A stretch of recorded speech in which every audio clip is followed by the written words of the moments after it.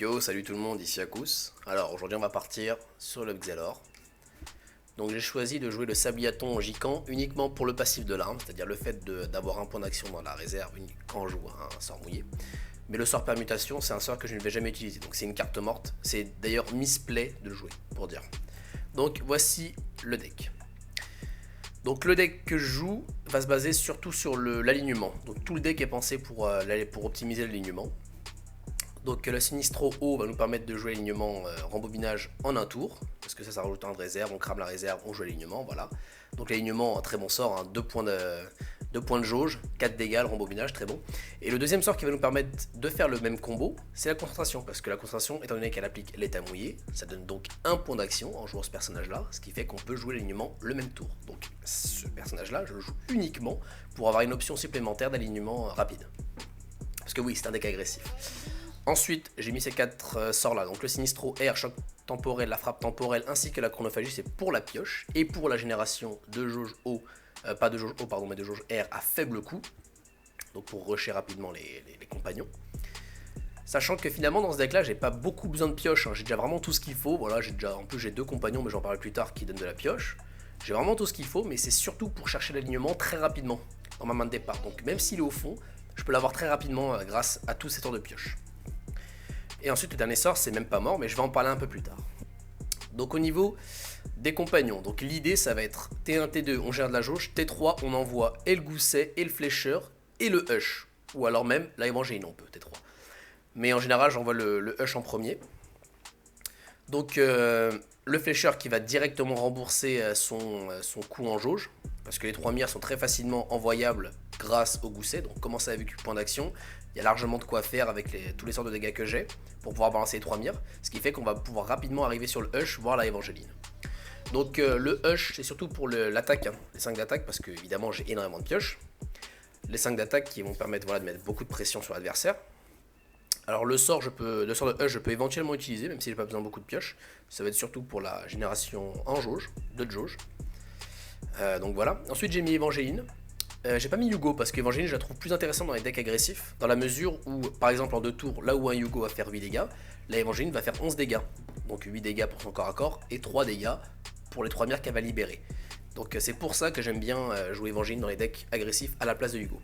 Et en plus Yugo, étant donné qu'on peut le gérer en le tapant, voilà, le mettre très loin, je préfère Évangéline parce qu'on peut pas faire ça avec elle. Voilà.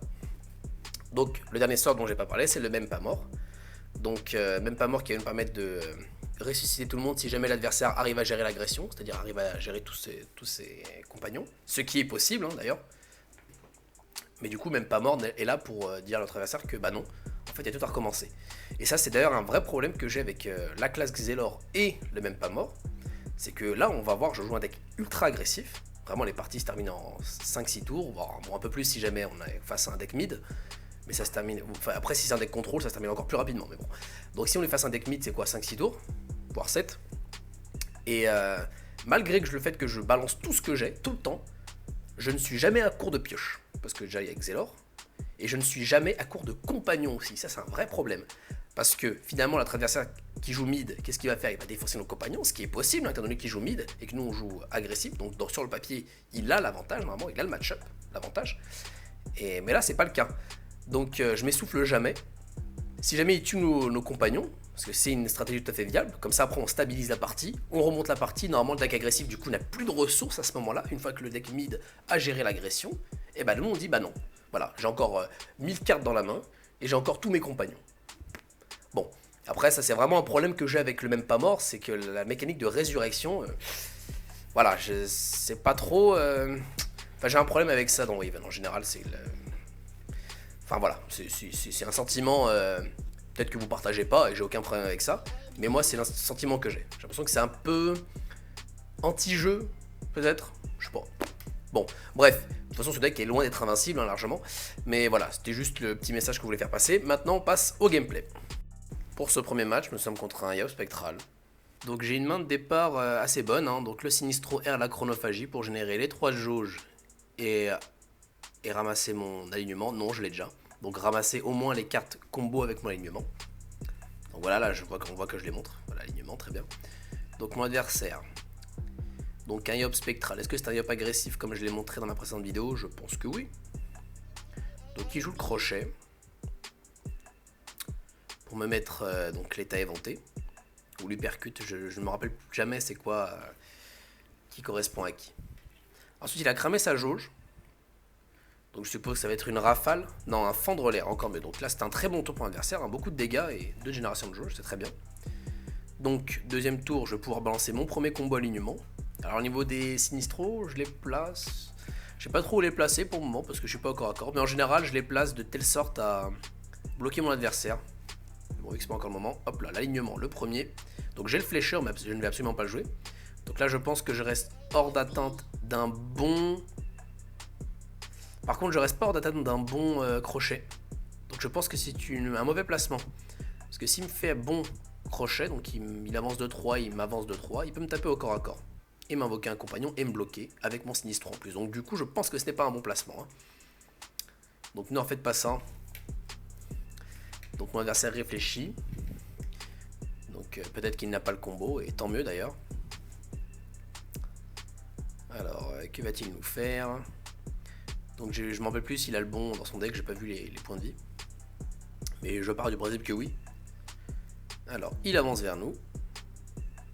Ok, donc il a quand même une partie du combo. Hein. Là, s'il avait eu le bon en plus. D'accord, donc l'attaque spectrale. Pour générer une jauge, très bien. Donc là, c'est le fameux tour où je vais invoquer 3 compagnons. Donc j'invoque le flécheur. Pour commencer à profiter des mires, voilà. Puis après l'alignement, je te profite de la deuxième mire. Très bien. Et après, je peux jouer le gousset. Très bien, je peux cramer ma jauge et jouer le champ temporel. Et là, je suis à 7 de jauge R.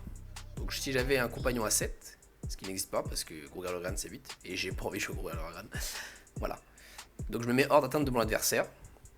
D'ailleurs dans les parties d'après, je joue mon Xelor beaucoup plus en retrait. Je pense que c'est une meilleure idée parce que étant donné qu'il a un body très faible. Voilà, donc dans les prochaines parties, je pense que ce sera beaucoup plus en retrait. Alors là, je lui offre un rebond magnifique. Hein. Donc 6 de jauge, à ce moment-là, on se demande si c'est un Grogger.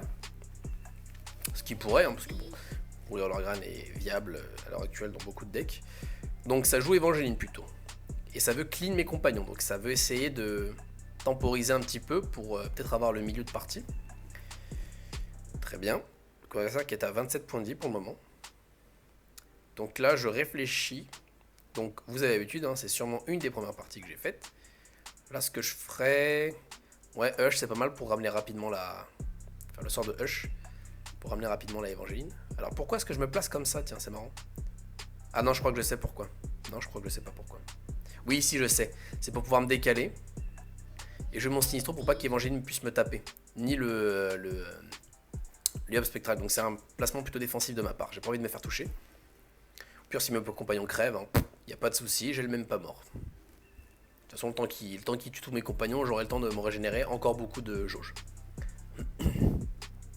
Donc mon adversaire qui réfléchit. D'accord. Ça profite de la première mire d'Évangéline. Ça profite du tir d'Évangéline. Donc très bon sort. Par contre je suis pas d'accord. Là il aurait dû faire le contraire. C'est dommage. C'est très très dommage quand même. Bon. C'est un misplay de la part de mon adversaire. Bon ça arrive. Même si on est au spectral. Il faut quand même faire un peu attention à ça. Donc là voilà. Je vais essayer d'encercler mon adversaire. Alors encercler avec 2 ça va être compliqué quand même. D'accord. Et je joue l'Évangéline, donc je l'encercle pas, c'est juste que j'ai pas envie qu'il puisse me taper, tout en restant prêt. Bon, pourquoi pas. Donc mon adversaire, que va-t-il faire? Donc lui il joue pas le flécheur, peut-être qu'il joue plutôt des compagnons du style Hugo Évangéline, peut-être l'oracle offensé, voilà, bon, c'est un choix. Le fendre l'air, donc apparemment s'il veut vraiment focus ma Évangéline, il joue quand même le flécheur. Ouais, je suis pas trop d'accord sur la manière de jouer le flécheur quand même. Face. Mais bon. Hop là, le coup de... Voilà, c'est bon, c'est terminé. Alors, deuxième match, nous sommes contre un Osamodas Bouftou, joué par Atristepina Z, donc c'est un streamer, et je vais en parler à la fin. Donc on garde ça dans un coin de la tête pour l'instant. Donc il a plus 2, donc il joue très certainement furtage, ce qui est normal. Donc T1, j'ai mon alignement, c'est très bien, je peux faire le premier combo alignement. Très bien. Donc, que va faire mon adversaire? Ok, pour le moment, il réfléchit. Donc, il a peut-être dû voir le plus 2 sur mon Xelor. Peut-être qu'il doit se dire à ce moment-là que j'ai éventuellement éternité. Donc il met les taboueux, il fait son furetage et il avance. D'ailleurs on a vu que le furetage était lancé sur la case où il allait atterrir après. Donc je vais jouer la chronophagie, je sais que je pourrais avoir un deuxième sort intéressant. Donc chronophagie avec Sinistro R très certainement. Parce que j'ai pas envie de cramer mon sort qui m'est à mouiller parce que je préfère le garder. Donc les sorts offensifs je préfère les garder lorsqu'il y a le flécheur en jeu, histoire de profiter de ces mires très rapidement. Donc là je calcule quelque chose. Qu'est-ce que je calcule ? Voilà, je reste ici, comme ça, si jamais il recule, c'est ça que j'ai calculé, si jamais il recule, il revient dans le coin, je suis à portée d'invoquer mes compagnons à son corps à corps. Donc il joue le premier bouffe-tout. Donc il recule. C'est un très bon choix, il faut les protéger. Donc ça met un petit coup de poing, on voit que ça génère quand même pas mal de jeux en face. Alors le deuxième combo, pour avoir... D'ailleurs j'aurais dû mettre le flécheur avant, tant pis. Pour avoir... l'alignement. Alors étant donné que je vise le bouffe-tout, je ne profite pas des mires. Mais ce n'est pas grave. J'ai quand même le choc temporel pour ramener le Hush T3 pardon. Donc je vais essayer de protéger un petit peu mon flécheur parce qu'il y a encore 2 mires qui sont disponibles. Je le mets ici, j'invoque le Hush pardon, et je vais double corps à corps. Est-ce que je vais avancer? Oui, je vais quand même avancer. J'aurais pu rester où j'étais aussi, mais pourquoi pas. Donc mon adversaire a 4 de jauge, il y a très certainement une Amalia qui va arriver. Ce qui est un très bon choix dans la majorité des cartes, des decks où il y a beaucoup de cartes terre. Donc ça joue les tabous sur mon Hush, apparemment ils veulent focus, ce qui est un bon choix. Contre deck aggro, pourquoi pas défoncer les gros compagnons qui arrivent. C'est un excellent choix. Donc ça remet le furetage, il a encore un bouffe-tout. Donc là je vais mettre un peu de temps pour trouver le move afin de tuer le bouffe-tout et générer le maximum de jauge. Non pas du tout, je peux faire tout simplement l'alignement. Mais je crois qu'à ce moment-là je décide de ne pas faire ça parce que Flécheur a encore beaucoup de mires. Je crois que c'est pour ça. Donc je vais jouer le Sinistro. Je crame pas du tout, j'ai rien dit. Donc l'alignement, est-ce que je le fais ou pas? Parce que là actuellement je me dis, je perds quand même les mires de mon... Enfin je les ai pas perdus pour l'instant mais je risque de les perdre. Alors par contre là je décide de partir sur Amalia. En fait je me dis que si jamais je défonce les compagnons et qu'ils défoncent mes compagnons, c'est moi qui aurai l'avantage. Parce que les miens je peux les ressortir. Sauf que c'est une erreur je pense, hein. Dans un deck agressif je pense que la meilleure option de base c'est de focus l'adversaire. Et éventuellement les compagnons dans certains cas très particuliers, mais si on a le choix de taper l'adversaire, on tape l'adversaire. Je pense que c'est mieux. Donc là il commence à se régénérer avec Amalia. Donc la ronce d'Amalia c'est un bon sort, en plus ça cycle, hein, donc ça revient. Et vu qu'il joue les bouffe-tout, il cycle rapidement son deck. En plus il a le furetage, voilà c'est très bon. Très bon choix de deck de la part de mon adversaire. Donc cette fois-ci j'ai pas envie de rebalancer un... Attention je pourrais pas balancer l'alignement. Enfin si je peux mais sans profiter de l'état de rembobinage. Donc cette fois-ci je pense que je vais taper le bouffe-tout de manière un peu différente. Afin de profiter enfin des mires de mon Kra. Donc je commence par la chronophagie, voilà, donc j'overdraw, enfin il y a une carte qui va à la poubelle. Enfin pas qui va à la poubelle mais qui reste dans mon deck. Et là je joue mon deuxième sort qui affiche un dégât pour perdre le moins de dégâts possible, c'est-à-dire aucun. De toute façon j'ai cette PA, au prochain tour je pourrais quand même faire un sort à 2 avec l'alignement. Donc je tape la Amalia. Donc maintenant que mon flécheur a utilisé toutes ses mires, je l'envoie au corps à corps, il ne me sert plus à rien. Donc il défonce mon Hush. Très bien. Mon adversaire qui est encore à 21 PV. Hein. Si je l'avais focus avec mon Hush les 2 fois, il sera à 11. Donc là, on voit que c'est quand même un mauvais choix. Mais bon, c'est pas grave. Mon adversaire qui réfléchit. 4 de jauge, hein. Ça monte très vite. Surtout quand il y a Amalia sur le terrain. Il n'a toujours pas joué ses sorts en plus. Hein. Il va monter encore plus. Donc on imagine qu'il y a un Ruel qui va nous arriver sur la tête très rapidement. Ou un Tristopin. D'accord, il recule. Il avance dans sa jauge de terre, voilà, donc c'est un Ruel. Il va vraiment défoncer mes compagnons un par un. Voilà, il gagne un point de vie, très bien. Donc là, je peux faire Sinistro R alignement, par exemple. Alors j'essaie de m'avancer. Oui, je m'avance pour une seule raison. Alors si tu le fais là, c'est un gros misplay. Je m'avance pour une seule raison, c'est pour pouvoir balancer la Évangéline sur sa tête. Je pense qu'il faut quand même jouer la réserve ici. Ou alors jouer le Sinistro R. Oula, c'est un peu misplay ça quand même. C'est même beaucoup misplay. Hein. Il fallait faire le jeu le Sinistro R. Bon, c'est un misplay de ma part. Parce que j'ai un peu qui ne me servira à rien. Voilà, je tac avec tout le monde. Donc je me suis avancé sur le Ruel, hein. C'est uniquement pour pouvoir balancer la Évangéline sur sa tête. Donc 7 cartes dans sa main. On voit que l'Osamodas Bouftou a une très bonne main. D'accord, donc il tue mon flécheur. Alors qu'il avait fait son travail, pourquoi pas. Après, s'il est toujours dans l'optique de tuer mes compagnons, pardon, c'est une bonne idée. Alors oui, peut-être que c'est pour laisser de la place aussi à son Bouftou. Donc il joue Gousset comme moi. Donc je pense qu'il doit jouer... Enfin oui, je pense qu'il doit jouer aussi l'évolution de type O. Ou alors c'est juste avec le furetage. Quand il cycle sur 3 furetages, il l'a. Ça marche aussi. À voir. Donc il tape ma Évangéline, c'est le dernier compagnon en focus. Donc là il va commencer à essayer de stabiliser la partie. Ce qui est une très bonne chose, c'est ce qu'il faut faire. Il a défoncé tous mes compagnons presque, Évangéline est bientôt morte. Il a des gros compagnons que je n'ai pas encore gérés. Ça s'annonce très bien pour la suite. De la part de mon adversaire. Donc là je joue le trait d'Évangéline, je perds un dégât, tant pis. C'était parce que je pense qu'elle allait bientôt mourir, donc je voulais en profiter. Moi c'est bizarre quand même comme play, j'aurais dû jouer l'alignement. Ah c'est bizarre, bon c'est pas grave. Là je vais commencer à me barrer. Je n'ai plus rien à faire ici. Évangéline, la pauvre qui est dans le tas toute seule. Alors il fait un déplacement, c'est pour laisser la place très certainement à son Osamodas. Très bien. Donc là ce que mon adversaire devrait faire c'est éviter le coup d'Évangéline.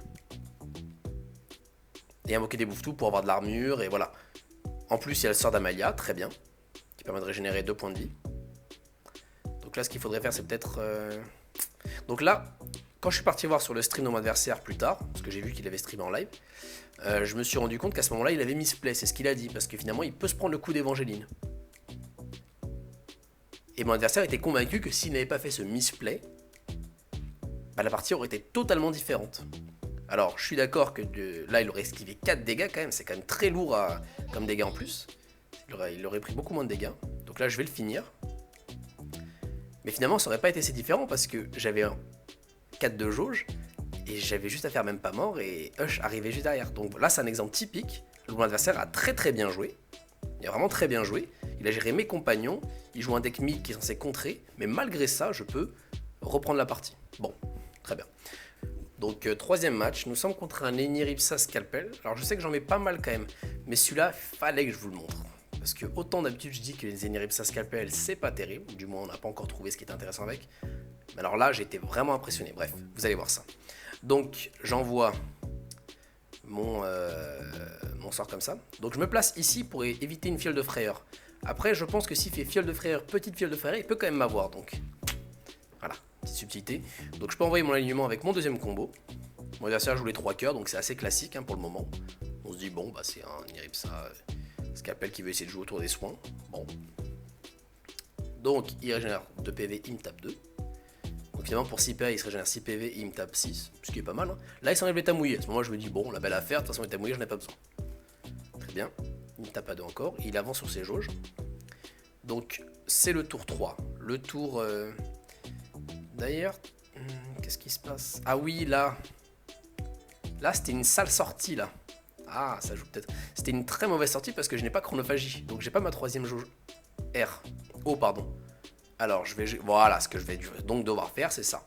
Je vais devoir ramener ma chronophagie avec ça. Donc, je peux jouer le flécheur, la chronophagie, j'imagine, pour invoquer le Gousset. Ah, d'accord, ça joue ça aussi. Bah non, j'allais dire, bah oui, parce que j'ai pas pu invoquer mon... Mais non, parce que je peux quand même invoquer mon Hush malgré tout. D'ailleurs, je peux même invoquer Évangéline si j'ai envie. Voilà, donc mon adversaire est bien encerclé, T3. Donc, malgré le fait que ce soit un deck agressif, les sorties sont très stables. De par le fait qu'avec Excelor on peut piocher énormément. Donc mon adversaire commence à focus le Hush, très bon choix. Très bien. Donc on voit que mon adversaire n'a toujours pas joué de compagnon. Et qu'il est en avance sur la O. Ça a l'air d'être un multi-élément. Ça joue aussi des vols de vie. Très bien, donc ça a l'air de jouer vraiment multi-élément. Sauf si c'est à cause de son cœur, enfin bon, l'aura qu'il a autour de lui, bref. Donc je tape avec le Hush qui a 5 d'attaque, tout le temps. Voilà, je tape avec tout le monde, très bien. J'avance. C'est un mauvais placement de ma part, j'ai pas besoin de m'avancer autant en fait. Ah si, c'est peut-être pour juste le bloquer. Sauf que bon, ça a des phasages en général. Hop. Donc mon adversaire qui actuellement a 16 PV. Très bien, et jusque là il m'a pas montré de quoi était capable son deck. Bon. Jusque là, voilà, ça se déroule plutôt bien pour moi. Donc là, on s'attend à un déphasage, ou alors à un bond. Donc c'est le déphasage Archon Mortis, qui permet d'augmenter son attaque. Et alors ça, c'est un combo très intéressant, j'y avais pensé, mais là, lui, il le met vraiment bien en application. C'est que grâce à son augmentation d'attaque, il va profiter de ce tour-là pour m'invoquer le plus de compagnons possible, qui vont le soigner, donc les compagnons de heal, là, voilà, par exemple Dargon, pour pouvoir me taper, voilà, il y a aussi le compagnon haut, pour pouvoir me taper avec, et profiter non pas de 2 d'attaque, de 2 dégâts, mais de 3 dégâts, parce qu'il a 3 d'attaque. Voilà, donc ça c'est déjà très bien, donc mon adversaire a bien pensé son deck, rien que pour ça, c'est excellent. Mais c'est loin d'être le plus impressionnant, je trouve. Donc là, à ce moment-là, je me dis, bon, je peux pas toucher mon adversaire avec mes compagnons, donc je vais tabasser la Dragon, ce qu'elle me gêne. Donc je lui fais mes sorts dessus, je peux invoquer la Évangéline. 5, c'est précisément l'attaque de... Voilà. Là j'ai invoqué la Évangéline qui va taper mon adversaire, plutôt derrière. C'est misplay. J'aurais pu attaquer avec mes 3 compagnons. C'est misplay, voilà. J'aurais pu attaquer mes 3 compagnons. Bon, c'est pas grave. Alors là, c'est un peu misplay quand j'aurais pu taper le... Oh, Sinistro, bon. Désolé pour ce tour, hein. C'est vraiment très moche. Donc, mon adversaire, que va-t-il faire? Ça veut focus. Donc moi, apparemment, c'est parti sur un focus. Il va vraiment focus que moi. Donc, voilà. Ça régénère, ça tape la Évangéline maintenant. Donc là, je me dis, bon, moi, je suis plutôt tranquille. Mais en fait, il y a une mécanique que je ne connaissais pas. Alors, c'est pas encore maintenant qu'on va la voir. Donc voilà, très bien. Là, il fait son sang purifiant. Sur moi, parce qu'Évangéline est plus basse. Donc je suis quand même pas très bien, là, il m'a bien défoncé quand même. Donc là, je vais jouer le trait d'Évangéline. Parce que je vais en profiter rapidement. Je vais taper ça. C'est vraiment discutable hein, au niveau de mes choix. Parce que je me dis, à ce moment-là, je me dis que si je défonce ses compagnons qui heal, finalement, il me fera plus tant de dégâts que ça. Ouais. Ouais, bon. Donc oui, tout à l'heure j'ai dit que je devais frapper le Sinistro, mais non, il est à moi le Sinistro, j'avais oublié. Alors, parce que j'ai tellement pas l'habitude de jouer Xelor. Donc je veux focus heal dans les compagnons. Ouais, je me dis qu'après, finalement, il sera plus aussi dangereux. Parce que là, il commence à vraiment être dangereux, il m'a bien défoncé. Donc je vais taper avec le gousset.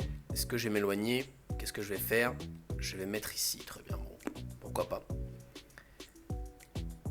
Donc là, mon adversaire, première chose que j'ai vraiment pas vu venir, pourtant je connais le sort, hein, et j'ai déjà pensé des decks autour, mais je l'ai pas vu venir sur le coup. On va voir ce que c'est. Donc, le suspense pour le moment. Mais de quel sort parle-je? Donc ça tape ma Évangéline, très bien. Donc on voit qu'il... Voilà, très bien. Je suis à 10 PV. Alors il va sacrifier son